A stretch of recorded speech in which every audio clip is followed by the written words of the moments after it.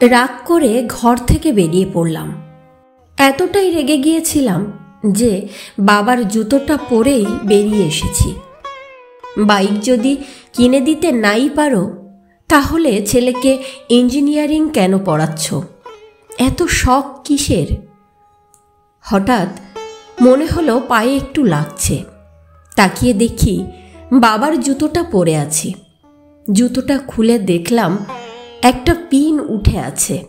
সেটার খোঁচা লেগে পা থেকে একটু রক্ত বেরিয়েছে। তাও চলতে থাকলাম। কিছুটা চলার পর পাটা ভিজে ভিজে লাগলো। দেখি রাস্তার এক জায়গায় সামান্য জল জমে আছে। পা তুলে দেখি জুতোর নিচটা পুরো নষ্ট হয়ে গেছে। বাস স্ট্যান্ডে এসে শুনলাম 1 ঘন্টা পর বাস ছাড়বে। অগত্যা বসেই রইলাম। হঠাৎ বাবার মানিব্যাগটার কথা মনে পড়ল, যেটা বের হওয়ার সময় সঙ্গে নিয়ে এসেছিলাম। বাবা এই ব্যাগটায় কাউকে হাত দিতে দেয় না, মাকেও না।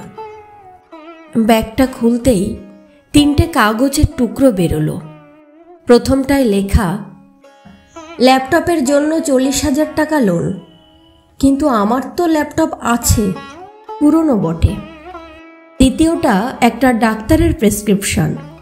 সেখানে লেখা আছে, জুতো না পাল্টালে পায়ের তলার ফুসকুড়ি সারবে না। পুরনো জুতো পাল্টে নতুন জুতো ব্যবহার করবেন। নতুন জুতো। মা যখনই বাবাকে জুতো কেনার কথা বলতো, বাবার উত্তর ছিল, আরে এটা এখনো 6 মাস চলবে। তাড়াতাড়ি শেষ কাগজটা খুললাম, যেটাতে পুরনো স্কুটার বাইক বদলে নতুন বাইক নিন লেখা, শোরুমের কাগজ। বাবার স্কুটার। বুঝতে পেরেই বাড়ির দিকে এক দৌড় লাগালাম। এখন আর জুতোটার পায়ে লাগছে না। বাড়ি গিয়ে দেখলাম বাবা নেই। আন্দাজ করতে পারলাম বাবা কোথায়। এক দৌড়ে পৌঁছে গেলাম সেই শোরুমটায়। দেখলাম স্কুটার নিয়ে বাবা দাঁড়িয়ে। আমি ছুটে গিয়ে বাবাকে জড়িয়ে ধরলাম। কাঁদতে কাঁদতে বাবার কাঁধটা ভিজিয়ে ফেললাম। বললাম, বাবা, আমার বাইক চাই না। তুমি তোমার নতুন জুতোটা আগে কিনে নাও। আমি ইঞ্জিনিয়ার হব, তবে তোমার মতো করে।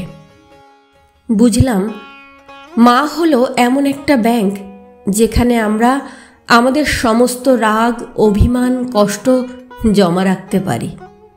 আর বাবা হলো এমন একটা ক্রেডিট কার্ড, যেটা দিয়ে আমরা পৃথিবীর সমস্ত সুখ কিনতে পারি।